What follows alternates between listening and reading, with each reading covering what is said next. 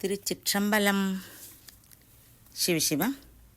அன்பு தோழமைகளே, கடந்த பதிவில் அற்புத திருவந்தாதியின் பாடல் 64 இறைவன் அணிந்திருக்கும் சடாமுடி, அதிலே உள்ள வெண்ணிலவு, அவன் அணிந்திருக்கும் பாம்பை வைத்து தன் கற்பனை திறனை காட்டி நம்மை மகிழ்வித்த காரைக்கால் அம்மையார் இன்று சிந்திக்க உள்ள அற்புத திருவந்தாதியின் பாடல் 65 சாதாரண நாட்களிலே கூட சிவபெருமானை நினைந்து போற்றி பரவுவதற்கான வழியை சொல்லும் அழகை நாம் கண்டு களிக்க இருக்கிறோம்.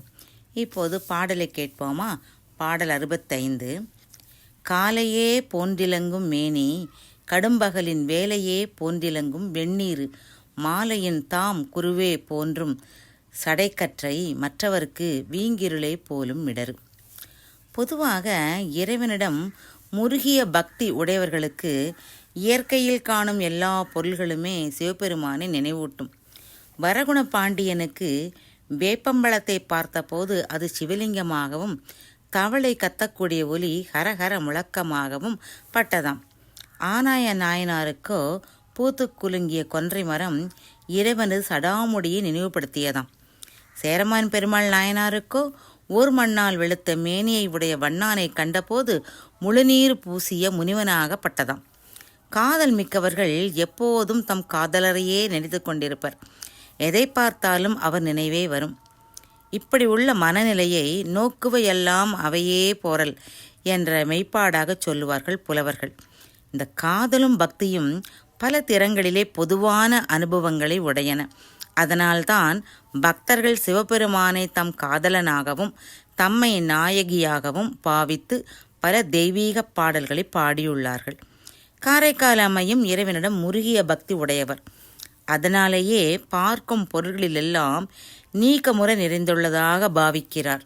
நமக்கெல்லாம் சோமவாரம் என்றால் திங்கள்கிழமை சிவனை நினைப்போம். திருவாதிரை நட்சத்திரம் இறைவனுக்கு உரியது. அவன் திருநடனம் புரிந்த நாள். அன்றும் நமக்கு சிவபெருமானின் நினைவு வரும். அவரை போற்றி பரவுவோம். சிவராத்திரி வந்துவிட்டால் கேட்கவே வேண்டாம், அந்த பெயரே சிவனை நினைப்பிக்கும். ஆனால் எவ்வித சிறப்பும் இல்லாத சாமானியமான நாளிலே சிவனை நினைக்க வழியுண்டா? நமக்கு 1000 வேலை இருக்கும், ஆனாலும் சிவனை நினைப்பதற்கு நமக்கு வழி உண்டா என்று நாம் நினைப்போம். ஆனால் அதற்கு வழி உண்டு என்று அந்த வழியை காரைக்கால் அம்மையார் நமக்கு இந்த பாடல் வழி சொல்லித் தருகிறார். இப்போ காரைக்கால் அம்மையார் காலை பொழுதிலே அந்த மேகத்தை பார்க்கிறார், ஆகாயத்தை பார்க்கிறார். அங்கே அருணோதயம், சூரியன் முழுமையாக வராத நிலை. சூரிய உதயத்தின் போது கீழ்வானம் முழுவதும் செம்மை ஒளி. காலை சிவப்பிலே ஒளியும் ஊக்கமும் மலர்ச்சியும் நம்பிக்கையும் தோன்றுமல்லவா? அந்த உதய சிவப்பிலே இறைவன் திருமேனியை காண்கிறார். ஏனென்றால் இறைவன் செம்மேனி அம்மான் அல்லவா? அவன் திருமேனி காலை சூரியோதயத்திலே வானிலே செந்நிறம் படர்ந்திருக்கும் காட்சியைப் போல சிவந்து விளங்குகிறதாம். இதைத்தான் தன் பாடலில் முதலடியில் காலையே போன்றிலங்கும் மேனி என்று அவருடைய திருமேனி அழகை சொன்னார். அடுத்த வரியிலே என்ன சொல்ல வர்றாருன்னா, வேலையே போன்றிலங்கும் வெந்நீர். அது எந்த வேலை? கடும் பகலின் வேலையே போன்றிலங்கும் வெந்நீர் என்கிறார். இப்போ ஒரு நாளிலே காலை பொழுது போய் பகல் பொழுது வருகிறது. கதிரவன் மெல்ல மெல்ல மேலே ஏற ஏற செவ்வண்ண ஒளி போய் எங்கும் ஒரே வெள்ளொளி பரவுகிறது. இந்த நடுப்பகல் ஒளி இறைவனின் திருமேனியிலே பூசப்பட்ட வெந்நீர் போல தோன்றுகிறதாம். ஆக கடும்பகல் வெந்நீற்றை நினைவு செய்கிறதாம். வெந்நீர் என்பது சிவனுடைய அடையாளம் அல்லவா? அவனுடைய வேடம். அவனுடைய வேடம் அவனை நினைப்பிக்கும் அல்லவா? இங்கே வேலை என்றால் பொழுது என்று பொருள். ஆக கடும் பகலின் அந்த நேரத்திலே அந்த இறைவன் வெந்நீற்று வடிவமாக நம்மை நினைப்பிக்கிறானாம். அடுத்து அந்திப்போது வந்துவிட்டது. இப்போது மேல்வானம் ஒரே குங்கும சிவப்பாக சிவந்திருக்கிறது. செக்கர் வானம் இறைவனின் செஞ்சடை நினைப்பிக்கிறது. தாங்குரு அப்படின்னு வருது இல்லைங்களா? அதுக்கு தாங்கப்படும் உரு என்று பொருள். இதுவே 3ஆம் அடியாக மாலை பொழுதின் தாங்கும் உருவாக வருவது போலும் இருக்கிறது சடைக்கற்றை என காரைக்கால் அம்மையார் சொல்கிறார். கடைசி அடியிலே மற்றவர்க்கு என்பதை அவர்க்கு மற்று என கொண்டால் சிவனாகி அவனுக்கு என நமக்கு சொல்லி காட்டுகிறார். வீங்கும் முன் சொன்ன காலை நடுப்பகல் அந்தி என்ற மூன்றுக்கும் வேறான இறைவன் இருள் இறைவனின் திருக்கழுத்தை நினைப்பூட்டுகிறதாம். ஆக இறைவனை 4 வேளைகளிலும் நினைக்கக்கூடிய வழியை அப்பர் பெருமான் நமக்கு இந்த பாடல் வழி சொல்லித் தருகிறார். காலை போதில் செம்மேனி வண்ணனே என்றும், நடுப்பகலிலே வெண்ணீற்று மேனியனே என்றும், அந்தியிலே செஞ்சடையப்பனே என்றும், இரவிலே நீலகண்ட பெருமானே என்றும் போற்றி வழிபடும் உபாயத்தை நமக்கு சொல்லித் தருகிறார். ஒரு நாளின் பல கூறுகளாகவே இறைவனின் திருமேனி பகுதிகளை கண்டு போற்றியது நாள் முழுவதும் சிவனாகவே கண்டும் திளைக்கும் தன்மை இது பரமே பார்த்திருப்பார் பதார்த்தங்கள் பாரார் என்றும், பார்த்தவிடமெல்லாம் பரவழியாய் தோன்ற என்றும் உள்ள பெரியோர்களின் இயல்பை சுட்டி காட்டும். மேலும் கால தத்துவமாய் இறைவனை கண்ட காட்சியும் இதுவே. காரைக்கால் அம்மையாருடைய இந்த பாடல் பொன்வண்ணத் தந்தாதியில் சேரமான் பெருமாளின் ஒரு பாடலை அப்படியே நமக்கு நினைவூட்டும். இந்த வைஸ் பீப்புள் திங்க் அலைக் என்று சொல்வார்களல்ல, அது இதுதான் போலும். அந்த சேரமான் பெருமாள் சொல்கிறார், விரிகின்ற ஞாயிறு போன்றது மேனி.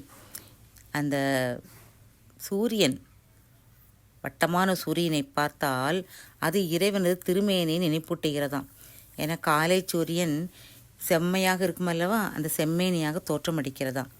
அஞ்ஞாயிறு சூழ்ந்து எரிகின்ற வெங்கதிர் ஒத்தது செஞ்சடை. அந்த சூரியனிலிருந்து வரக்கூடிய கதிர்களெல்லாம் பார்த்தால் அது அப்படியே செஞ்சடை போல தோற்றமளிக்கிறதாம். அச்சடை கீழ் சரிகின்ற காரிருள் போன்றது கண்டம். அந்த சடைக்கு கீழ் தோன்றுகின்ற இறைவனுடைய நீலகண்டமானது இந்த இருட்டு, வெளிச்சத்திற்கு பயந்து வரக்கூடிய இருட்டை போன்று தோன்றுகிறதாம்.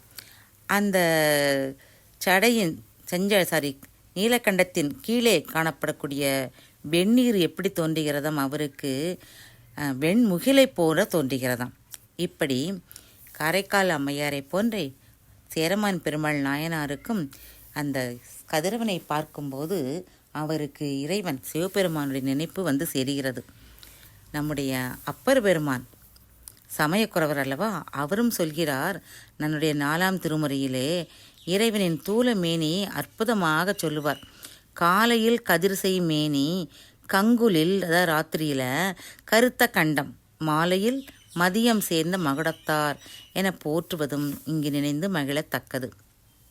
அன்பர்களே, சிவனது திருமேனி, அம்மேனியிலே பூசப்பட்ட நீர், சிவந்த சடை தொகுதி, அதே போல நீலகண்டம் என்பவற்றிற்கு முறையே ஒரு நாள் என்ற காலப்பகுதியின் கூறுகளாக உள்ள காலை, நண்பகல், மாலை, நள்ளிரவு என்றும் சிறு பொழுதுகளை ஊமை கூறியதன் நோக்கம் என்னன்னு கேட்டிங்கன்னா, காலனாகிய இறைவனை காலத்தின் தோற்றமுடையவனாகவும் எளிதிலே வழிபட்டு உய்தல் கூடும் என அறிவுறுத்தும் பொருட்டுத்தான். அந்த ஒரு பாட்டு சொல்லுவார் நம்முடைய அப்பர் சுவாமிகள், நெருநலையாய் இன்றாகி நாளையாகி நிமிர்புன் சடைகள் அணி நின்றவாறே என்ற திருத்தாண்டகம் காலம் கடந்த முதல்வனை காலத்தின் இயல்பிலே நின்று அருள் செய்வதை போற்றுதல் கண்டு மகிழத்தக்கது. திருச்சிற்றம்பலம்.